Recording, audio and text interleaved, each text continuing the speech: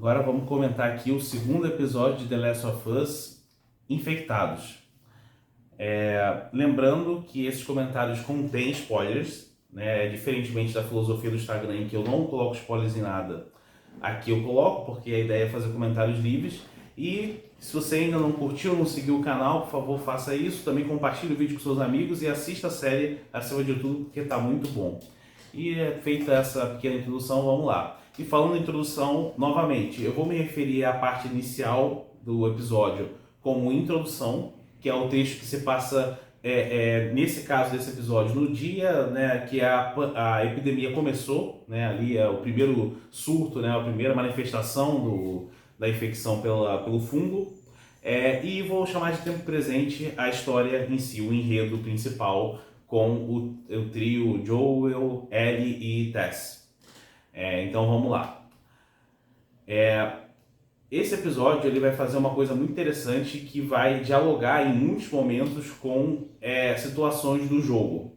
Então quem jogou o jogo vai se sentir muito contemplado. Enquanto no primeiro vídeo eu fiz algumas ressalvas em que eu colocava o fato de eu ter experimentado o jogo como um aspecto até meio negativo, no sentido de que a minha emoção, a minha interação, a minha empatia pelos personagens ficava afetada.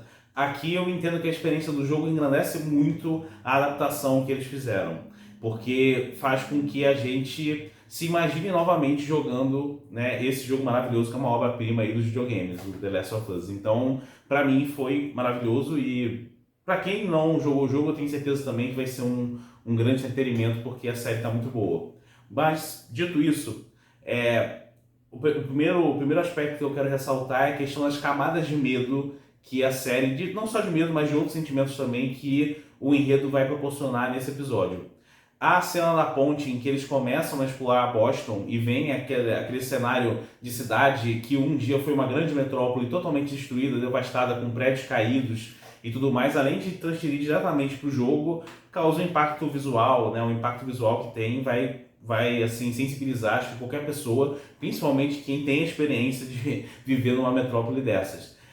E aí você começa a trabalhar a questão do medo de não saber, o medo do silêncio, o medo de ficar na expectativa sem saber o que vai acontecer.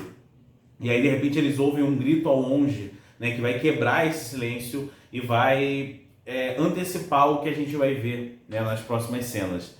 E aí esse medo ele vai ganhando outras camadas conforme o episódio vai avançando. E aí a gente tem o medo mais óbvio, que é o medo de um monstro, no caso o instalador, né? E esse medo vai se transformar, vai tomar a forma de um suspense. Enquanto o Joel e a Ellie se esgueiram para tentar, né, enfim, fugir daquele instalador, sair daquela situação, você tem aquele conflito, aquele medo de estar num espaço confinado com um monstro desses. E isso é muito bem trabalhado e bem, assim, direto, né? A cena fala por si só. E a gente também tem outros sentimentos que vão ser trabalhados que eu vou retomar mais pra frente, né? Como, por exemplo, a empatia pelas pessoas, tanto aquelas que se sacrificam, quanto aquelas que estão vivendo aquela situação e escolhem, né, ou não escolhem, porque normalmente não é uma escolha, sobreviver, né? Então, isso vai ser bastante trabalhado no tema central do episódio, ao meu ver. Continuando, eu mencionei um pouco o espaço, eu falei sobre as ruínas de Boston, né, que realmente já causam, né, aquele impacto por si só. E aí você tem uma coisa que o jogo sabe fazer muito bem e que a série está resgatando aqui, que são os espaços devastados que ela escolhe, onde ela escolhe colocar essa ação.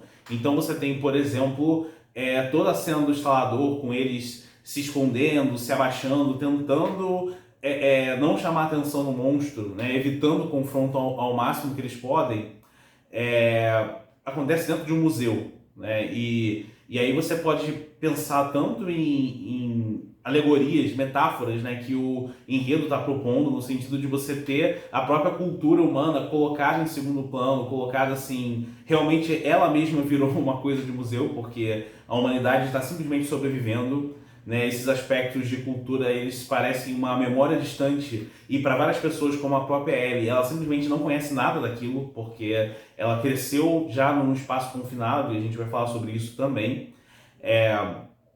E você tem, por exemplo, a cena do hotel, que eu acho maravilhosa, em que eles chegam com o hotel totalmente inundado, né? Como aquele lugar que recebia pessoas agora está totalmente sem condições de fazer isso. E os hóspedes que outrora habitavam ali, que residiam, passavam o seu tempo ali, agora são hospedeiros, né, do Cordyceps. Eu acho muito interessante, né, na cena do hotel, a abertura dela, é que a gente vê alguns sons um pouco dissonantes, que são bem típicos das trilhas sonoras de histórias de terror. E aí a câmera foca em um sapo, um anfíbio, né? Para não correr o risco aqui de ofender biólogos. A gente tem um anfíbio pulando no piano e fazendo esses sons que parecem não combinar um com o outro. E aí a gente tem o que eu gosto muito, que é aquele rompimento, aquele lugar que leva a gente para o limite da diegese. E aí, para quem não sabe, um pequeno parênteses, né, do que é diegese, é essencialmente como se fosse uma redoma que você coloca em torno da sua história. Então, tudo aquilo que pertence ao espaço daquela história, ao espaço narrativo, está dentro da diegese. E aquilo que está fora, tipicamente a trilha sonora, por exemplo, é fora dela, né? É não diegético, como se fala.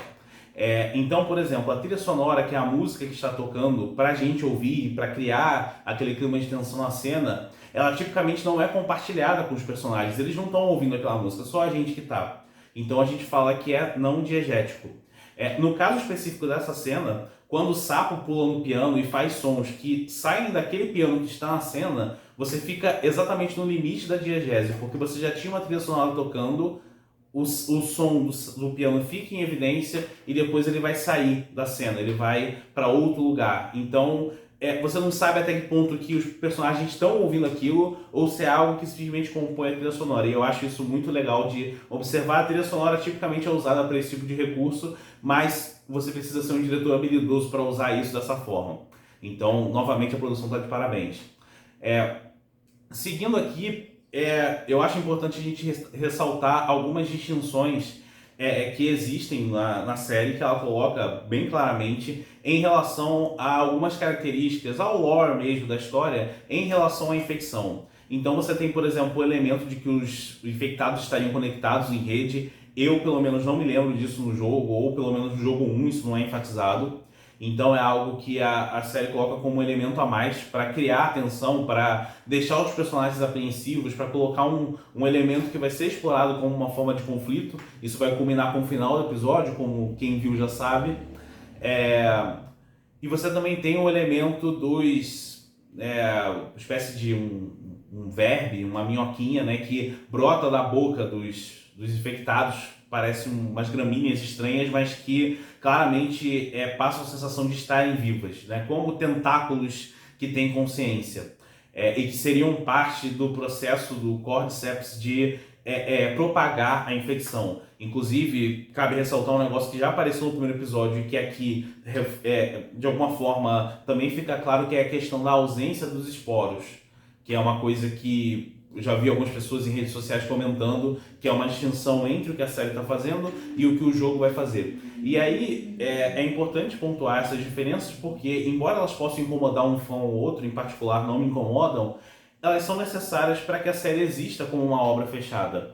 Ela é uma série inspirada em um jogo, e o jogo tem toda aquela questão de já ser uma obra com características do audiovisual. Ele tem um elemento de interatividade que a série, o cinema não consegue ter, pelo menos em obras convencionais, mas em compensação ele te dá apenas o ponto de vista daquele que está jogando, a não ser em cutscenes, em cenas específicas que vão poder abrir o plano, vão poder mostrar algo que está acontecendo em outro lugar. Então a série, ela se aproveita do que ela tem de melhor, da forma que ela tem para contar a história, e faz essas trocas por uma série de questões que vão estar associadas à produção, como por exemplo a ausência de esporos. Ela ajuda a manter os atores sem máscara, né? Muito embora o Pedro Pascal já esteja acostumado a atuar de máscara pelo The Mandalorian, mas evita que todos os personagens, com exceção da Ellie talvez, tenham que ficar de máscara o tempo todo. E mesmo a Ellie também teria que ficar para disfarçar, né? Que é uma coisa que as pessoas teoricamente não podem saber que ela é imune à infecção, né? Então era uma questão que no jogo aparecia com frequência, e aí na série eles preferiram uma outra abordagem que facilita a produção, e eu acho que tem, né, é um gerador de conflito e diferencia, como eu disse, a série enquanto obra. Então eu acho que é muito bem-vindo e acho que não ficou nada assim forçado ou fora de lugar. Eu acho que ficou algo bem encaixado dentro da narrativa que a gente espera. E aí, dentro dessa distinção, a gente tem a cena super interessante do tal do beijo da infecção, né? Em que um infectado se aproxima da Tess próximo do final da história. E aí ele faz, parecido talvez com um vampiro ou com um dementador, um gesto que lembra, embora não exatamente da mesma forma, o que a gente faz num processo de respiração boca a boca. E aí você tem uma ironia por si só, porque a respiração boca a boca ela visa devolver a vida para alguém, né? Ela visa salvar alguém. E aqui a gente tem um processo que simplesmente tira a vida da pessoa. Então, isso eu achei bastante poético, embora um pouco grotesco, mas combina muito com a ambientação, com o que a série quer passar pra gente. E aí, o tema central do que a gente vê no episódio é o sacrifício. E aí a gente começa o episódio com uma introdução que eu acho maravilhosa, que se passa na Indonésia, que é o local que eles escolheram para a infecção. Eu cheguei a ler que no jogo a infecção inicia, né, o contágio, na verdade, ele inicia na América do Sul, e aí eles escolheram a Indonésia, e é muito legal, né, só um pequeno parênteses aqui também, é muito legal ver uma obra produzida pelos Estados Unidos que não tem os Estados Unidos como centro de absolutamente tudo. Então, essa mudança de cenário surpreende quando a cena começa, tal como o prefácio do primeiro episódio, ele dá uma quebra na narrativa, você não está esperando, e é uma cena, para variar, muito bem construída, né, que a série já está realmente se consagrando. E aí é muito interessante como a cientista chega à conclusão de que a mesma conclusão que já é reforçada no primeiro episódio, de que a humanidade simplesmente perdeu, não tem o que fazer. Então a solução é bombardear a cidade.